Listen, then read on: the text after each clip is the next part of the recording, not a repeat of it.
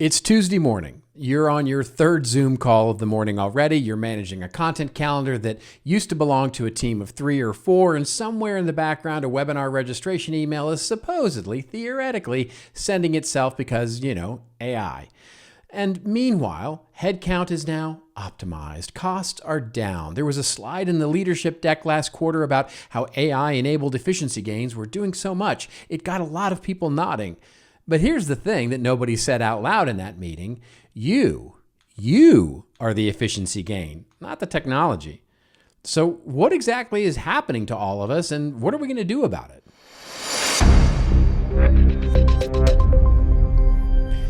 Welcome back. I'm Robert Rose. If you're new here, we're kicking off something I'm genuinely excited about for the month of April. It is a 4-part series built around CMI's brand new 2026 Career and Salary Outlook research.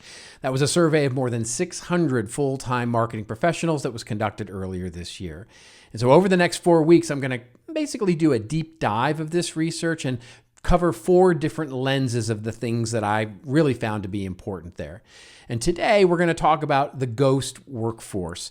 That's really an interesting lens of probably the biggest thing that jumped out at me. And then next week we'll talk about the vanishing entry-level pipeline of jobs and careers. Then the next week we'll talk about the great career hedge and side hustles and all of that sort of thing. And finally, we'll end with the skills question, like what skills actually do matter in 2026. All right, let's get into it. So every year we survey working content and marketing professionals, the actual practitioners doing the work of content and marketing. And this year, two numbers from the research jumped out at me so big, so fast, I literally had to stop and reread them. Here are the two numbers. 76% of marketers say they are now doing the work of more than one job. But only 11% of organizations say they've actually replaced a worker with AI. Now sit with that stat and that gap for just a second, right? 3 out of 4 marketers feel like they're running a solo relay race, but 1 in 10 companies has actually done anything that genuinely looks like replacing those human tasks with a machine. But wait a minute, you might say. Isn't AI supposed to be this great efficiency engine, the thing that's letting companies do more with less? Why are people feeling like they're doing more with less? Where did all the work go, right? That's what we might call the ghost workforce. And as it turns out, it's not really a technology story at all. It's a management story that's dressed up in a technology language because, honestly, the technology language sounds a whole lot better in earnings calls. So, the ghost workforce, it doesn't happen because companies make this big dramatic announcement that AI is replacing people. No. Right now, it's happening quietly, incrementally. Somebody quits, somebody gets laid off, and instead of backfilling that role, what's happening is that leadership, looking at the AI tools, either as an excuse or in reality, let's be fair, and has a thought, maybe we don't need to hire. The work doesn't disappear. It just basically lands on whoever's still standing in the department. In other words, what we're seeing here is basically a classic marketing reorg, except instead of blaming restructuring, the cover story is now AI-enabled efficiency. Same result, better PR. And this matters, and it matters because it explains why 76% of people feel overextended, even though almost nobody has been officially replaced by a robot. The machine didn't take your colleague's job. Your colleague just left, and now you have their job too. And AI gets credit for the bandwidth that you theoretically have now.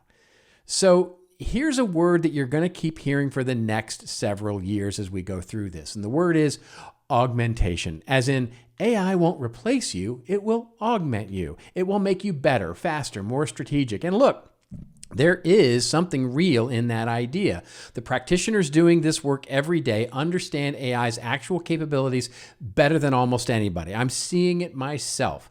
The practitioners are finding the useful use cases of AI in marketing. They know where it saves an hour, and they also know where it creates a mess that takes 2 hours to clean up. The problem isn't the technology or us learning the technology. The problem is what the word augmentation is now doing. And it's doing a very specific job in the corporate vocabulary. It's giving business leaders a way to frame headcount decisions that would otherwise require a much harder conversation. Quote, we're leveraging AI to augment our team's capabilities. Well, that sounds like an investment, right? But unfortunately, it's now landing like a budget cut. The numbers are pretty clear on what augmentation actually feels like on the ground right now. So in our research, what we found was that 91% of marketers say they're expected to do more without additional support. 50% were assigned new responsibilities in the last year without a promotion or a raise. 59% described their current workload as overwhelming. And, are you ready for it? The number one driver of that overwhelm? Role consolidation. Not unrealistic deadlines, not bad management, even though that's definitely in there. It's the structural fact that somebody left, the role wasn't backfilled, and everything that person did got shuffled into the existing team. One of our survey respondents in the qualitative questions, they put it perfectly. They said, quote, AI has accelerated our pace of work, but instead of reducing workload, it has increased expectations and the volume of projects we're expected to deliver. Yeah, the AI isn't doing the second job. The person is doing the second job and occasionally using AI to type faster while they're doing it. But now none of that really, that didn't really surprise me that much. I mean, the numbers were quite validating in terms of how things feel right now with the clients that I'm working with, the companies that I see at my workshops, with really everybody, all of my colleagues. But here's the part that feels genuinely surprising to me because it runs against most things that everybody assumes. So you'd think the heaviest burden in this scenario falls on individual contributors, the people doing the day-to-day execution. And it does fall on them for sure, but the data show that basically marketing leaders are actually the most overextended group in the entire survey. 59% of directors, VPs, and C-level marketers strongly agree that they're doing the work now of more than one person. That's compared to 36% of individual contributors. Think about that, what that means for a second. Senior practitioners, the directors, the marketing VPs, etc., well, they're being asked to both direct the AI and marketing strategy and execute the work that used to get delegated out. They're writing the playbook. They're running the plays. Now, there's an interesting old expression that says shit rolls downhill. Problems and tasks get created at the top and it flows down to the subordinates. Well, congratulations to all of us in marketing now. AI in marketing has apparently figured out how to make shit run uphill. What you can actually do about this is really interesting because we can actually do some things about this. Because I don't want this to just be a therapy session where we all nod and feel seen and we're grumpy about the fact that nothing changes. So let me give you some practical sort of tips here.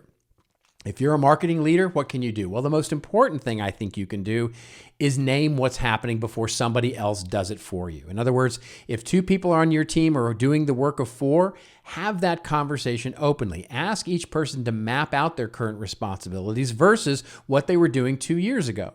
The difference is going to tell you more than any engagement survey will. And we've got to stop, or quite frankly, never start to treat AI tools and headcount as simple arithmetic. Quote, we have AI, therefore we need fewer people. Well, that only works if the tasks being AI augmented are genuinely, measurably automatable. Strategy, creative judgment, discernment, client relationships, those don't compress to AI agents. Know the difference and make sure that distinction shows up when you're talking to the finance people or whoever it is that's pressuring for us to actually backfill those roles. Also, and I say this from a retention risk perspective, the people most quietly updating their resumes right now are the valuable mid-level practitioners who are carrying the most weight and getting the least acknowledgement for it.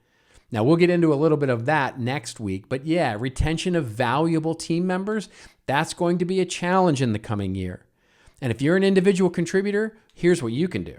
Document everything. When new responsibilities land without a corresponding title or salary conversation, write it down, date it. That's your evidence for a compensation discussion and your leverage if anything changes. And when somebody says, oh, AI can handle that, ask specifically which tool, which tasks, what training you're getting on doing that. Vague AI promises are not a staffing plan. You are allowed to say that out loud. The last thing is protect your cognitive overhead. It's the mental load, not the raw hours, that grinds people down over time. Identify the work in your expanded role that actually requires strategic, creative, relationship thinking and carve out protected time for it. The logistics can be sequenced, delegated, or deprioritized. Don't let the logistics eat the strategy. So let's come back to where we started. It's Tuesday morning. You're on your third call. The email is sending itself. Theoretically, that works somewhere. And somewhere in a boardroom, there's another slide that's getting a lot of nodding. Here's the honest version of what that data is telling us. 3 in 4 of us are doing the work of 2 people. 1 in 10 organizations has actually replaced anybody with AI. The math ain't complicated. The honesty is. The ghost workforce isn't haunting empty office building. It's working 10-hour days at standing desks and wondering, why am I so tired? That's not a technology problem. That's a management story that found a very convenient technology to blame. The organizations that figure this out, that actually invest in the people and the training and the real infrastructure, not just the narrative, those are the ones that are going to be worth working for in 3 years, and the differentiated ones in the marketplace. They're the ones that will be worth staying at. All right, the full article with all the data, the findings, everything I didn't have time to cover here, it's all linked in the post here. Go read it, share it with your team. Maybe accidentally leave it open on your screen near your next one-on-one. And then I'll be back next week with part 2 of this series. What's happening to the entry-level job pipeline and why that's everybody's problem, not just the people that are trying to break in. Until then, it's your story. Tell it well with your team, and I'll see you next week.